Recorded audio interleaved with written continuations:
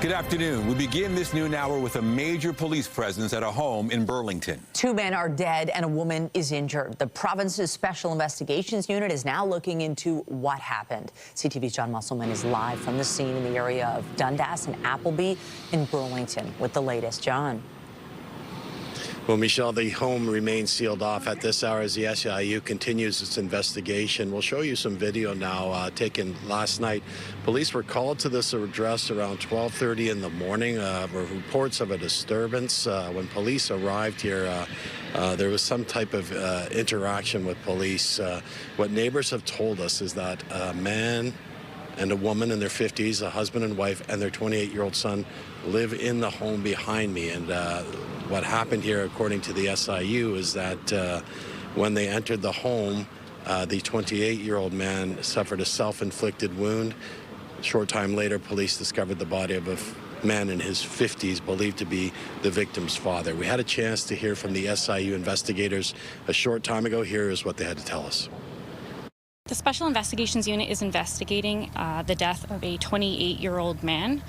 There were a number of 911 calls that were placed from a residence on Cornerstone Drive in Burlington. And following that, Halton Police, they responded to a household and they saw a man fleeing upstairs in the residence. And at that time, the man was found with a serious self-inflicted wound. There was an arrest that was attempted to be made, and then following that, there were life-saving measures that were attempted. Following that, EMS was called, and they responded to the scene. Also, in the course of that, another individual, a man, was located deceased in the residence.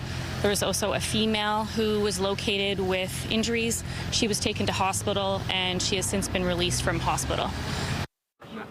Nathan. Now, police also told us, the SIU also confirmed as well that a sharp edge weapon was recovered at the scene. There was also information that a taser had been deployed here during this interaction. That's why the SIU is involved in this case as well, because it was an interaction with police and a civilian. People here on the street are expressing real shock and devastation about what's happened here. We'll have much more on this story tonight on CTV News at 5 and 6. Reporting live in Burlington, I'm John Musselman. I'll send it back to you. Thank you, John. Peel police have arrested 2 men in British Columbia in connection with a murder in Mississauga last month. 51-year-old Harjeet Datta was shot and killed shortly before noon on May 14th in a parking lot near Tranmere Drive and Telford Way. On May 28th, Peel police arrested Ahmad and Digvijay, both 21, in Delta, British Columbia.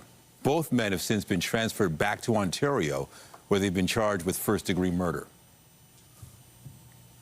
Police have confirmed a man died in an incident at a GO Transit rail yard in Mississauga. It was one of a series of workplace accidents in the GTA yesterday. This one happened in the area of Goreway and Zahavi Way near the 427 shortly after noon on Monday. Peel police say a man was trapped inside of a machine. He has since been pronounced dead. In a statement, Metrolink says their thoughts are with the victim and their loved ones during this difficult time. The Ministry of Labour is now investigating the circumstances that led to the incident. And 2 workers are in hospital after being rescued from a collapsed trench at a job site in the West End. Emergency crews were called to the scene near Jane and Edmund Avenue around 11:45 yesterday morning after the workers became buried up to their waists in soil. Support beams were brought in to stabilize the trench during the rescue, and a large vacuum truck was also used to help free the 2 trapped men. And there were some scary moments in an East End neighborhood yesterday afternoon as well. 3 people were injured after scaffolding collapsed at a home undergoing renovations in the Beaches. Our CTV News chopper was over the scene at Queen and Silver Birch Avenue around 1:30 in the afternoon. The contractor says 3 workers fell about 20 feet. They were taken to hospital with serious but non-life-threatening injuries. The contractor has reported the incident to the Ministry of Labour. Still to come this noon hour, the Premier meets with the U.S. Ambassador to Canada at Queen's Park. What the Premier is saying about the discussion amid an ongoing and escalating trade war. Well, as the CTV News chopper flies over Toronto this noon hour, you can really feel it. It's starting to feel like summer in the city. The school year will soon be winding down, and safety is top of mind for officials who unveiled their summer safety plan today. CTV's Natalie Johnson joins us live with all the details. Natalie. That's right, Nathan. This is a community safety plan that is being unveiled by the city in conjunction with Toronto Police that really has to do with preventing violence among youth. $5 million is being invested on top of $43 million already committed to improve programming for youth this summer and offer more youth employment opportunities. Ultimately, this will affect about 3,000 young people this summer. It will also include a 50% increase in youth drop-in programming. Here's more from the mayor and the chief of police this morning. Our goal is simple: to connect Toronto's young people and their families to opportunities to make sure summer is a safe, vibrant, positive experience for everyone, no matter where they are from. It's a plan tailored to the different needs of our neighborhoods to build strong relationships and empower families, provide structured activities to help kids connect and stay engaged, and take a collaborative, proactive approach to crime. When young people have a job and can do something productive for themselves, it is a great means of diverting them from these negative things that they're doing. So ultimately, this approach is about providing youth more structure and spaces this summer to help prevent violence before it happens. We'll have much more on this plan tonight at 5 and 6 o'clock. Reporting live, I'm Natalie Johnson. Nathan and Michelle, over to you. Thank you, Natalie. And let's head outside for a first look at the forecast. Sunshine and warmth on tap for yet another day, warmer than yesterday, in fact. And it sure is fitting that we find Jessica Smith outside enjoying this beautiful weather. She joins us live from the Bentway. Jess.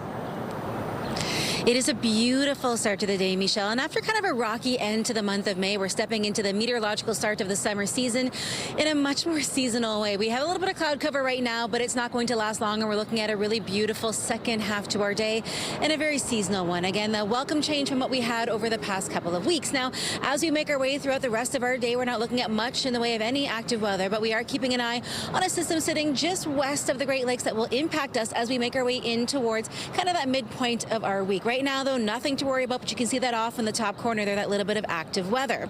We're sitting kind of in that low to mid-20 range, a nice moderate southerly wind carrying us through our Tuesday. Temperatures definitely going up on a Tuesday. Now, we are going to see a little bit of light cloud cover out there closer towards Pearson. Through the islands, a little sunnier, but again, it is beautiful as we make our way throughout our afternoon. Into this evening, we are staying above seasonal, however, with a low of 17 degrees. So it's a warm one as we make our way throughout our Tuesday evening. Again, we're watching a system making its way across the Great Lakes that will impact us through that midpoint of our week. Coming up, we'll have a full look at your long-range forecast, and we'll talk about a really cool activation they have here at the Bentway. But for now, I'll send things back inside. Thank you, Jess. A major Toronto hospital is entrenched in a massive legal battle. Humber River Health is suing its builder over what it alleges is a construction design defect. CTV's Adrian Gobriel has more on the lawsuit and the impact on patients and staff in a setting where safety is paramount. Vehicle is approaching. North America's first fully digital hospital is pointing the finger at a potential human error. Every Ontarian should be concerned. This is a 10-year-old hospital. Toronto's Humber River Health has filed a $100 million lawsuit claiming that shoddy construction has left the hospital floors unlevel, putting the health and safety of patients and staff at risk. Construction on Humber River began in 2011 with a public-private deal with Plenary Healthcare Partnerships. The Ontario government signed Plenary on to build and maintain the hospital for the next 3 decades. On their website, Plenary Group is described as a leading independent long-term investor, developer, and operator of public infrastructure with a global presence. Though Humber River Health has filed this lawsuit against Plenary and the consortium contracted to build and operate the hospital, claiming that uneven floors have made it difficult for staff to move equipment, supplies, food, and patients on wheeled transportation devices. Often, wheeled carts have to be placed behind rubber stoppers to prevent the carts from sliding out of position. One infrastructure analyst says this is yet another example of a failed public-private partnership. The key is that the risks that were supposed to be managed and transferred to the private sector have not resided there. They've ended up boomeranging back, and the public is bearing the costs for it. Among their list of projects, CTV News has learned that Plenary has also been contracted by the province of Ontario to build, design, and operate aspects of a new subway line currently under construction in Toronto. To see now that this is going to litigation instead of being resolved through the public-private partnership itself is really at the core of this issue. Plenary declined a request for comment today, as did the Ministry of Health, saying the matter is now before the courts. Adrian Gobriel, CTV News, Toronto. Ontario Premier Doug Ford welcomed the U.S. ambassador to Canada to his Queen's Park office this morning to talk trade and tariffs. The leaders spent a little more than an hour behind closed doors. The Premier says Pete Hoekstra didn't pressure him to return American-made booze to LCBO shelves. On the eve of doubled tariffs on steel and aluminum, Hoekstra didn't share a path to avoid them or eliminate other tariffs. I don't think that's really the ambassador's job, as he said. That's really up to our federal government and the U.S. federal government. Again, Minister LeBlanc is down there meeting with Secretary Lutnick. I'm sure they're going to have a great discussion on many, many different issues. I'll be speaking to Minister LeBlanc later tonight for an update. This hour, Ambassador Hoekstra is delivering a speech focused on a relationship between Canada and the U.S. We'll get a flavor of that speech a little later in the newscast. We turn now to the wildfires in Western Canada. There are evacuations in more northern communities of Saskatchewan, and it is becoming a challenge to find places for all the people to stay. When wildfires happen, that's typically the time of year when our hotels are getting full with other types of business. So it can be a real challenge, and it can raise some real, some real questions as how to best manage displaced persons. Some evacuees have posted video of their escape from the fires. Officials have issued evacuation orders for L'Orange, Air-Orange, and Lac-L'Orange Indian Band. That adds more than 4,000 people to the 8,000 others already displaced. Sheltering is also an issue in Manitoba, where the province is freeing up more hotel rooms. Nobody wants to sleep on a cot for more than a day or two, even in an emergency situation. So we're connecting folks who need those enhanced accessibility supports first. More than 1,700 people in northern Manitoba have been forced out of their homes. The province is struggling to find a space for everyone. Some are staying in emergency shelters in Winnipeg. Others are at hotels. More than 200 evacuees are staying in hotels as far away as Niagara Falls, and more people are heading there. That fire is still burning pretty good. It's about 61,000 hectares. And we're still working to get the perimeter around it to close it in. We're not there yet. In Alberta, wildfires are not only threatening homes, but causing disruptions to the oil and gas industries. 3 companies have been forced to move their workers to safety from the fire burning in the Lac-La-Bouche area in northern Alberta. More than 4,600 people have been forced out by fires in the province. And CTV's Scott Hirsch joins us now with more on the wildfire situation out west. A lot of concern. What is the latest? Nathan, the very latest is that harrowing escape from wildfires in northern Saskatchewan as an evacuation order went out in just the past 24 hours. And you saw that video of that dash cam video of that vehicle driving through the flames with sparks and smoke engulfing the vehicle with flames dangerously close as they were trying to get to safety. Now, this emergency alert in northern Saskatchewan went out late yesterday for all areas and communities within a 20-kilometer radius of L'Orange, and as you mentioned, that adds more than 4,000 people to the 8,000 in just that province, already forced from their homes, forced to leave everything behind at a moment's notice. You also mentioned the stress that comes with being a wildfire evacuee in terms of finding a place to stay, whether it is an emergency evacuation shelter or in this case, in some of the provinces where they're finding it difficult to place everyone who's been displaced. Those people are being forced to find other options, and hotels thousands of kilometers away, sometimes in different states. Now, BC is also in the grips of an early wildfire season. There are more than 70 active fires in that province. More than half of them are classified as out of control. They are mostly affecting the northern portion of that province, and the firefight continues across the prairie provinces in Manitoba and Alberta as well. And Scott, are there concerns that this could be a long wildfire season? There are significant concerns that this could be incredibly long because we are so early in the wildfire season, seeing resources stretched so thin already and seeing so many people forced out by these wildfires. And we're not even in the hot and dry months of, well, we are now in June, but it is still early June, but June, July, August, and often into September. And what about calls for a national fire service? Might that happen? There are calls for a national fire service, particularly right now as fire officials across the prairie provinces and further out west in BC and provincial leaders are seeing these resources stretched thin because there are fires burning in so many different parts of these provinces. And Premier Scott Moe of Saskatchewan mentioned this earlier this week, commenting on how much sharing there is already of resources and crews. It's not uncommon to see crews from Ontario helping out elsewhere or crews from other provinces helping out in different provinces, whether they're firefighters or equipment helping out where it is needed. But we also heard from our friends at CTV Your Morning, speaking with Paul Boissonneau with the Canadian Association of Fire Chiefs, talking about a national fire service, how quickly it could get set up and how best it could help. Here's what he had to say. We would be the only G7 country still without a national fire administration, and we have provided government with a turnkey proposal to have the National Fire Administration up and running by the G7 meeting. So we're hopeful that with the new government, with new ministers for the portfolios of emergency preparedness and public safety, that we can gain traction and finally get this off the ground. Boissonneau going on to say, of course, more boots on the ground will help in the immediate firefight, but ultimately the coordination of these resources is crucial to an impactful response. And he says it is the right people in the right place at the right time. That is how a national fire service could help in situations like we're seeing right now, Nathan. All right, CTV's Scott Hurst with the very latest on the wildfires in the prairies. Thank you. Thanks, Nathan.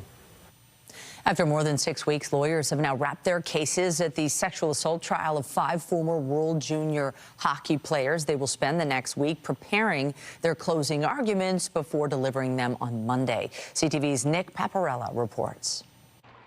The sexual assault trial of 5 former Canadian World Junior hockey players came to an abrupt halt when all 5 defense lawyers wrapped up their evidence. The final witness called in this case was London Police Detective Lindsay Ryan. She told the court that she was ordered to reopen the case in 2022 after the female complainant settled a lawsuit with Hockey Canada that year.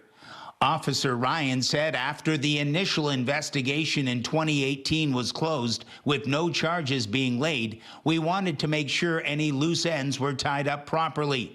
She said when she first contacted the woman, she was actually quite upset. I felt pretty bad. I got the sense that I was opening up something she was trying to close. The officer added, I found it quite normal based on my experience in dealing with sexual assaults. 5 hockey players would eventually be charged in this case. Cal Foote, Carter Hart, Alex Formanton, Dylan Dubé, and Michael McLeod have all pled not guilty to sexual assault. The charges stem from an alleged incident involving a lone female and a group of men in room 209 at the Delta Armories Hotel in London in June of 2018. The players were in town at that time for a Hockey Canada gala to celebrate their gold medal win at the World Juniors earlier that year. Following the testimony of Detective Ryan, the remaining 2 defense lawyers told the court that they had no evidence to call, putting the onus on the Crown to prove its case. Nick Cake is a defense lawyer who has been taking in the trial. I think it was the right decision to make. I mean, ultimately, the Crown holds the burden. So the Crown has to prove guilt beyond a reasonable doubt. The defense does not have to prove innocence. The trial is now adjourned until next Monday, when we are expected to start hearing the closing arguments of all 5 defense lawyers and the Crown. That process could take 2 to 3 days before the case is in the hands of Justice Maria Carrasilla for her decision. Nick Paparella, CTV News. The United Nations is demanding an investigation into a possible war crime after at least 27 people were killed near an aid site in the southern Gaza Strip.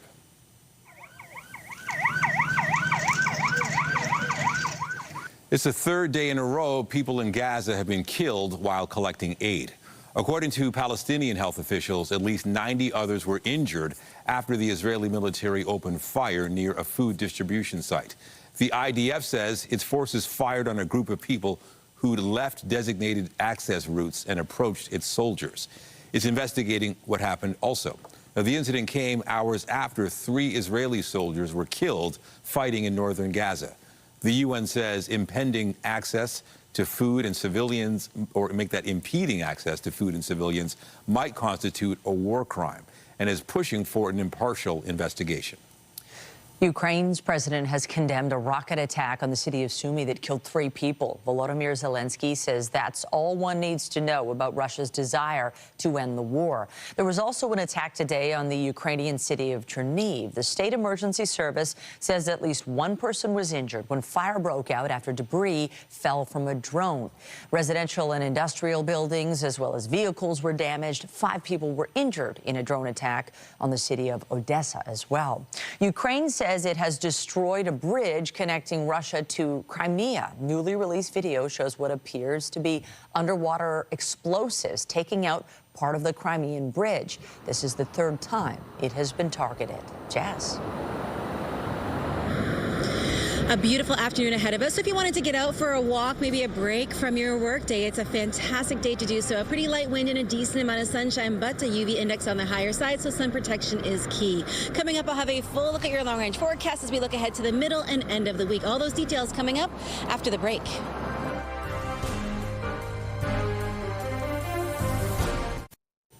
Well, I think this was a day most would agree that it was time to put on a pair of shorts. Shorts abound. They're everywhere. It's so exciting. It's beautiful out, and we have another day like this tomorrow as well. Let's check in with Jessica Smith, who's outside enjoying the afternoon air. Jess.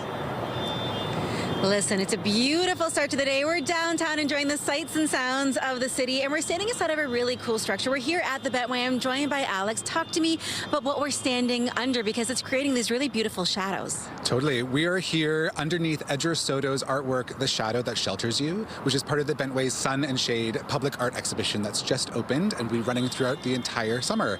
This is a work that is inspired by Edgar's home in Puerto Rico and really takes inspiration from the cooling effects of the architecture there as a way to think about how our cities should be a little bit cooler as our temperatures getting hotter and hotter, as you know. And we've seen our temperatures change quite a bit, especially over the past couple of days. These wild temperature swings are getting more and more common. As we step in towards the summer, the Bentway is a great place to spend some time because it's free and you have such great access to different things. Talk to me about the summer programming you guys have lined up. So this season, it's all about shade. So as you know, our cities are getting hotter, but the Gardener is a really beautiful canopy that runs all the way through the downtown core and offers a cool, safe, protected way to gather. So we've got different public art installations, we've got roller skating, we've got performances happening on a massive sand dune. There's a lot happening here at the Bentway. We're going to walk and talk for a second because I want to take you over to this really kind of cool viewfinder. It's a thermal viewfinder. Why was it so important to you guys to have different sort of interactive pieces when it comes to this, summertime programming? Because I feel like the Bentway is one of those places you kind of walk by it all the time and you see it and you're like, okay, this time I'm going to go check it out. Absolutely. So this project is called Seeing Celsius. And as you mentioned, it's an interactive piece that really allows the public to engage in a more creative way. So as you look through the viewfinder, you see the Bentway site, but you see it through thermal imaging camera. So you can see what's hot, what's cool. It allows you to kind of see the entire space in a totally different way and gets to see kind of how the different temperatures in the public space work and interact and how to keep our cities cooler. It really is pretty neat when you kind of take your way through because you can see people on the other side. And it is so much fun. It's a great way to kind of learn the space in a different way. As we step into the next couple of weeks, I know you guys have a lot planned. What's something you're looking forward to in particular? I'm really looking forward to a performance that we've got coming up called Sand Flight, which is taking place on a 20-foot pile of sand over at the Bentway Strawn Gate, starting from June 12th to 15th. It's a dance piece with a choir. It's going to be epic, all about shade worshiping and new places and new traditions of gathering underneath the highway. I feel like this is one of those hidden gems you have in the city, because in the wintertime we were here skating, in the summertime you can come and go roller skating. If people want to know more about the programming, maybe they want to volunteer, get involved, how can they do that? Check us out online. The Bentway.ca has all of our information on our website. You can also follow us at The Bentway. All of our programming is free or low cost to attend. We're always looking for community volunteers to come help us. It's going to be a really packed summer. You had me at free. It is my absolute favorite price. Alex, thank you so much. And because we're here at the Bentway and we're outside, I mean, the forecast is fantastic, and I really want to start to kind of lean into that. Weather is brought to you by the Presler Law Firm. Injury lawyers, you don't pay unless they win. Now, it was kind of a yucky start to the month of May. We had all of that rain, but we've seen such a transition. Right now, we're sitting at 23 here in the city, 25 through Windsor. All that warm air that was in the prairies has kind of made its way towards us. We've seen a bit of a shift in the jet stream. Daytime high-wise, we're sitting around 25. We'll feel like 29. And the UV index is at a 9, which is considered very high, so make sure you're taking care when it comes to sun protection. Right across southern Ontario, though, in the mid-20s and feeling much warmer. We lose none of that warmth overnight. We're dropping to a low of 17, sitting well above that seasonal mark for almost everybody. So if you don't have AC or you don't have it going yet, it could be a bit of a challenging night for you. Now, we've not seen much in the way of any active weather throughout the day today, but that system sitting again just west of the Great Lakes, that will make its way towards us as we step into the second half of our Wednesday. So timing it all out, you see those two lows along that cold front pushing its way through. Again, we're going to keep a close eye on that, but that's likely a Wednesday evening into Thursday morning kind of situation. Timing everything out for the rest of our day today. Again, a beautiful Tuesday. No clouds really in the sky, but again, that really high UV index, so take care. As we head in towards our evening tonight, we're watching that system inch closer and closer. Your Wednesday morning, though, staying nice and clear and again, relatively warm. As we head into the second half of our Wednesday, we see that low start to push its way across. And again, this is more of a second half of your Wednesday situation, so keep that in mind. It could impact your commute home depending on where you're traveling across the GTA. We head through the overnight watching for showers, the risk of some embedded thunderstorm activity, and this carries us into our Thursday morning. Over the next 7 days, we were so cold at the end of the month of May. A different situation as we head into the beginning of June. Again, a daytime high, pretty close to seasonal today, but holding on to all of that warmth as we head into our Tuesday evening. So lots of sunshine throughout the day on your Wednesday, but a daytime high tomorrow of 28, feeling like 33 when you factor in the humidex for yourself, for your pets if you're outside. Make sure you're staying hydrated. This is when we can get the kind of heat sneaking up on us. Heading into your Wednesday evening, dropping to a low of 16, but we get a little closer to seasonal as that rain makes its way through. Again, it comes through late in the day Wednesday, carries us into our Thursday morning, and then we'll start to see that system break apart. Looking ahead to the weekend, the chance of showers is going to linger, but overall it's looking pretty nice. 23 for your Friday, lots of sunshine out there, a low of 14. Getting into Saturday, again, the chance of showers lingering, a little cloudier, but again, we're holding on at a fairly seasonal point. As we step in towards the kind of end of this first full week of June, we're looking at Sunday, beautiful sunshine out there. A sunny Sunday, no Sunday scaries when it comes to your forecast, but as we head in towards Monday, we are watching for the chance of some active weather, so keep that in mind. But really and truly, as we settle into this first full week of June after that really cold snap at the end of May, it is a welcome change for many, and you can come on down here to the Bentway and check out all the cool art. I'll send things back into the studio. Thank you, Jess. Thanks. Well, as wildfires continue to burn across the prairies, it is not just people fleeing their homes. Pets are also affected, and as CTV's Daniel Holmerson reports, there are desperate efforts underway to care for the animals. These dogs are used to playing in their yard back in Flin Flon, not in the middle of a parking lot in Winnipeg. But owner Heather Lazowski is just happy they're all together. They're my emotional support animals. I could never leave them behind. Lazowski and her family were among residents evacuated from Flin Flon last week due to the threat of wildfires. We didn't have a lot of time to pack anything. We had 3 dogs and 2 cats to bring with us and my child. Now the family is settling into life at the Victoria Inn. Lazowski, who works for the hotel chain back in Flin Flon, says she's one of the lucky pet owners out there. We wouldn't have had any where to go if it wasn't for them, and they're very welcoming to our pets as well. However, many other Manitobans fleeing wildfires were forced to leave their pets behind. That's why Canine Advocacy Manitoba is raising money and collecting food to send to communities. The first responders are going to be feeding them, so I'm going to be going and trying to get as many pallets of food as we can to try to feed these animals for the indefinite amount of time that they might be up there alone. The organization is also bringing cats and dogs back to Winnipeg Winnipeg, and they're looking for fosters. We provide everything. Humans just need to provide the home and the love. We provide the vetting, the kennels, the food, every supply you could think of. Meantime, Darcy's Animal Rescue Center's Annie Johnston says people in Winnipeg are stepping up to help pets that did make the trip. We are getting so many donations of food in the last weekend, and we have been able to send that and supplies like collars and leashes to some of the community centers that are housing some of the evacuees. However, she's worried about evacuees that don't have a pet-friendly place to stay. We have already received calls about people being evacuated and they can't have their animals anywhere. Daniel Halmerson, CTV News, Winnipeg. Diabetes Canada is warning about fraudulent products being marketed on social media. For someone who lives with diabetes, what you're always trying to do is monitor your blood sugars. Are you going low? Are you going high? And a lot of these things play on that. And you need to do that. If you go low, there are serious health consequences. And if you go high, there's serious health consequences. So if you buy a product that's supposedly monitoring your blood sugar and it's giving you false readings, it can be very dangerous. So again, if you see a medical product that has our logo or any other official looking logo, please pause. If it's too good to be true, it probably is. Diabetes Canada says it does not endorse any medical products, and any ads or claims of an endorsement are false. The charity has had about 300 complaints concerning products people bought or saw, such as bogus medicines or counterfeit blood glucose monitors.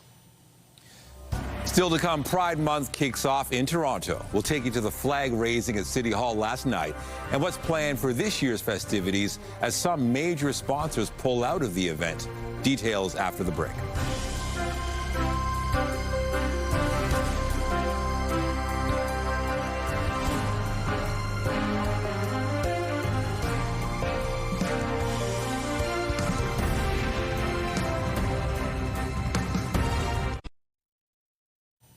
Rainbow colors are flying high across the city. Pride Month kicked off with a flag raising at City Hall yesterday. But the celebration of the LGBTQ2S+ community comes as the festival grapples with the loss of several major corporate sponsors. CTV's Mike Walker reports. A celebratory atmosphere at Nathan Phillips Square with Pride Month officially kicking off. We want to show that everyone is loved and everyone is be inclusive. Hundreds gathered as the Progress Pride flag was raised outside City Hall. This year's theme is All In. Pride Toronto says it represents a call to come together as the LGBTQ2S+ community faces renewed challenges both at home and around the world. Hard-won rights are being questioned. Queer and trans youth are being targeted. In times like these, Pride is not just a celebration. It is resistance. This as Pride Toronto faces financial setbacks with several major corporate sponsors withdrawing their support, just recently including Home Depot and Google. It's very disappointing that corporate sponsors are pulling back now. We are going to weather that storm. Pride Toronto's executive director believes the withdrawals are the result of corporate backlash over diversity, equity, and inclusion initiatives in the U.S. A lot of the cuts that we're seeing from the loss of sponsorship is as a result of the decisions that are coming out of the White House. As a result, the nonprofit now dealing with a $700,000 funding shortfall. This is monies that can go towards artists. This is monies that are going towards paying to make sure that our festival is safe. A statement from Home Depot reads in part, "We continually review our nonprofit giving and decided not to contribute to this event this year with no agreement in place to do so," adding it will continue to participate in Pride activities throughout Canada and look forward to working with Pride Toronto on future opportunities. Google did not respond to our request for comment. The city has increased its funding for Pride, totaling $350,000 this year. It adds Pride is also eligible to apply for the Special Events Stabilization Initiative. Need to pay a bit more for safety and security. Something organizers are still reviewing, but in the meantime appealing for donations and to Canadian companies. Come 2026, we're not going to have to make any cuts. Insisting the festival will continue and may look slightly different, but its spirit will remain rooted in resilience. Mike Walker, CTV News. And Pride Month leads up to Festival Weekend and the big parade, which is from June 26th to the 29th. In sports, the Blue Jays are looking for their 6th win in a row when they open a series against the Phillies tonight. Hard hit ball and fair down into the corner. The Jays are on a bit of a hot streak, winning 5 in a row, including a sweep of the Athletics. Right-hander Bowden Francis will be on the mound for the Jays, while left-hander Christopher Sanchez will pitch for the Phillies. Former Toronto FC captain Michael Bradley and former Canadian international defender David Edgar have joined our national men's soccer team as guest coaches. They will work under Jesse Marsh for the current FIFA international window. The team is in Halifax preparing for the Canadian Shield tournament. Kickoff is on Saturday in Toronto, with Canada taking on Ukraine and New Zealand facing Ivory Coast. Meanwhile, Christine Sinclair will be inducted into Canada's Sports Hall of Fame this year. The former soccer star will be joined by curler Kevin Martin and alpine skier Eric Gay, among others. The class of 2025 will receive the Order of Sport at an induction gala on October 29th in Gatineau, Quebec. The Sports Hall of Fame has inducted over 750 Canadians since opening 70 years ago.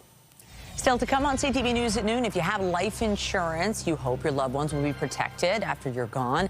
A man who died in February had a $25,000 policy, but when he passed, the insurance company denied his widow's claim. Pat Foran has the story after this short break. Get Toronto's top stories, breaking news alerts, and watch live. Download the CTV News app. Canada's Minister of Public Safety announced new measures to strengthen the border today. In recent years, transnational criminal organizations have become more sophisticated. Increasingly, they're using new technologies and more complex ways to move money that make it difficult for law enforcement to investigate their illegal activities. It is the same for those who engage in other serious crimes, such as human smuggling, trafficking of fentanyl, precursor chemicals, and other narcotics, and the smuggling of illegal firearms into our communities. The main goals of the Strong Borders Act are to fight organized crime, stop the flow of fentanyl and its precursors, and give law enforcement more tools to prevent financial crime. The bill will expand the powers of Canada's Coast Guard and give the RCMP greater ability to share information on registered sex offenders with international partners. The bill aims to also enhance fairness in Canada's immigration system. Meantime, the number of people traveling from Canada to the U.S. continues to drop. The latest figures from Stats Canada shows traffic to the U.S. in April was down almost 6% from a year ago. At the same time, there was a noticeable bump in domestic air travel. That increased more than 7% year over year to 2 million in April. Many Canadians have been boycotting visiting America because of the tariffs and talk of a 51st state. Meantime, duty-free stores are asking Ottawa for immediate cash support as traffic at the border drops amid the U.S. trade war. 32 Canadian duty-free stores and 15 border city mayors say their business has dropped 60 to 80%. The group also wants Canada's duty-free rules to align with America's, something they say will make them more competitive with stores across the border.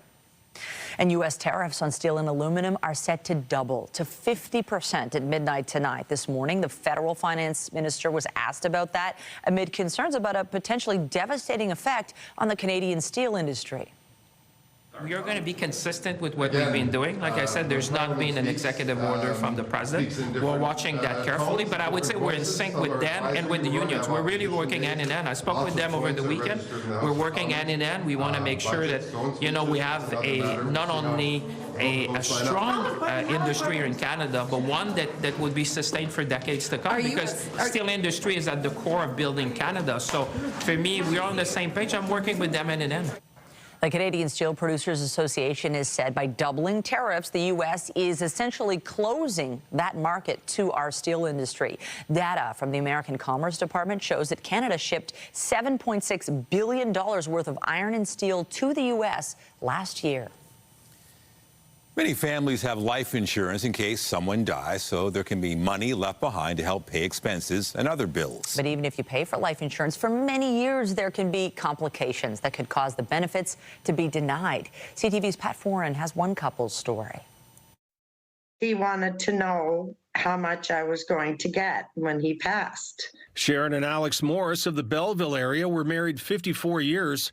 Alex was diagnosed with terminal cancer in December, and as his health deteriorated, he wanted to make sure his life insurance would be there for his family. He knew he was dying, and he wanted me to call ahead of time and find out so that he could know that I had something coming to me. For 43 years, he had been paying for life insurance, a base policy of $5,000 plus dividends, and a term policy that would pay $25,000. In January, when Sharon called to check on the policy, she was told she would get both amounts if her husband passed. They told me that I would get the full amount, but they needed a death certificate. Alex died on February 25th. When Sharon phoned back the insurance company, she was told that part of the life insurance policy had expired 3 weeks earlier. And they refused his $25,000 rider that he had on his policy. Sharon was paid just over $7,000, but the payout for the $25,000 term policy was rejected. Sharon says it's her belief the term policy had not expired, and she says if it had, she should have been told that when she called. I'm terribly upset about it because they told me I was going to get it. The Morrises had the policy with Canada Life. A spokesperson told CTV News, while we cannot comment on the specifics due to privacy, we've worked through the exceptional circumstances of this case to deliver a solution for our customer. In the end, Canada Life decided to pay Sharon in full the $25,000, which was a huge comfort for her. It's a very big relief. He was so worried that, I had to get that money to keep me going. Thank you for CTV for working for me. I'm very, very grateful. Pat Foran, CTV News. There will be a new owner of the iconic Hudson's Bay stripes. A court has approved the sale of the retailer's trademark to Canadian Tire. Hudson's Bay returned to court this morning to seek approval for the $30 million deal. It gives Canadian Tire the rights to the Bay's intellectual property, which includes its name, coat of arms, and stripes. The deal includes the Bay's distinctly home brand, its Hudson North apparel line, make that North apparel line, and trademarks like Bay Days. Meantime, Canadian Tire is getting set to sell off its Helly Hansen clothing brand for $1.3 billion to Contour Brands, whose brands include Wrangler, Lee Jeans, and Rockin' Republic. This comes as Canadian Tire frees up some money to buy HBC's assets. Jess. We're sitting at 23 degrees here in the city, feeling a little warmer than that. So if you're spending time outside, lots of water is a good idea. Coming up, I'll have a recap of your full 7-day forecast as we watch for a system set to bring rain as we head in towards the middle of the week. All those details after the break.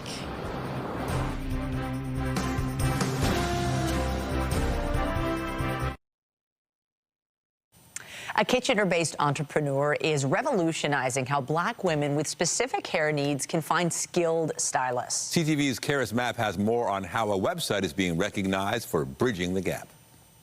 Braids, sew-ins, or even twist-outs, all intricate styles well known to Black women, but finding someone to complete the services proves to be more difficult. That's why 28-year-old Eileen Agata created Be Blended to connect skilled stylists with Black women. Originally starting the project back in 2018, the Kitchener-based entrepreneur now calls it the Airbnb of hairstyling. Put your location in, your style, and then scroll through the profiles. If you are a stylist, you do something similar. So you create your account, you join our platform, and then you start updating your services, updating your pictures. The passion behind the project is personal. Agata says the idea for Be Blended came from her time living in Ottawa when she was turned away from 15 different hair salons because they weren't comfortable working with her hair type. It makes us feel neglected in a sense. Thinking about walking into hair salons or not really being a part of the narrative is really jarring at times. I know with a lot of people with silky or straight hair, you have to wash the moisture out of it. Right? And the oils, you have to wash it out. With Black hair, because it's so curly, it needs moisture, it needs conditioner, it needs water. The disconnect begins in the classroom. Certified stylists can graduate from trade programs without ever having working with kinkier hair textures. When it comes to the curriculum, is that something that they, are saying is necessary? No, but when it comes to working in the salons, there's definitely an aspect where they should be working on a variety of textures. While curriculum changes are on the horizon, stylists say genuine curiosity is crucial. If you have someone you're close with who has kinky hair, just genuinely inquire about what it's like having their type of hair and like ways to take care of it. Like, you know, what types of products do you use? How does it differ from mine? We are a very diverse population in Canada, and I think that it's really sad if somebody doesn't want to, you know, be able to do all of the types of hair and meet all types of people. In the meantime, Agata hopes Be Blended can continue being a timely tool. So we're definitely going to hone in on that industry because we care, but also because we want to see economic growth within our community. Karis Mapp, CTV News, Kitchener. Love it. Well, this is an afternoon to get outside. We got the sunshine. We've got the double-digit temps, Jess. It really is a beautiful day, and after again such a rocky end to the month of May, we're welcoming in June in a really seasonable way. A little bit of a haze in the upper layers of the atmosphere, but we still have a very high UV index, so as you spend some time outside today, hopefully you can get a fresh air break. Sun protection is going to be crucial because we're looking at a UV index of a 9. Right now, though, not much in the way of any active weather near us, but we are watching that system closely sitting just west of the Great Lakes. As we make our way throughout the afternoon, it only gets warmer. Right now, sitting at 23, feeling like 25, and everybody in the mid-20s for the most part, but you have to factor in that humidex because it's feeling a little warm. If you're hitting a patio this afternoon, absolutely stunning, and over the next 7 days we are at or above seasonal, so lots to look forward to. We're looking at a daytime high again today of 25 degrees, warm tonight as well. Into your Wednesday up to 28, feeling like 33. A little rain though, won't rain on our parades quite literally. It will stay quite nice. I'll send things back inside. Thank you, Jess. All right, that is CTV News at noon. Remember, you can get Toronto's breaking news all day long on CP24 and at ctvnewstoronto.ca. For Jessica Smith and the whole team here, have a pleasant afternoon. I'm Michelle Dubé. And I'm Nathan Downer. Be sure to join us later for CTV News at 5 and 6.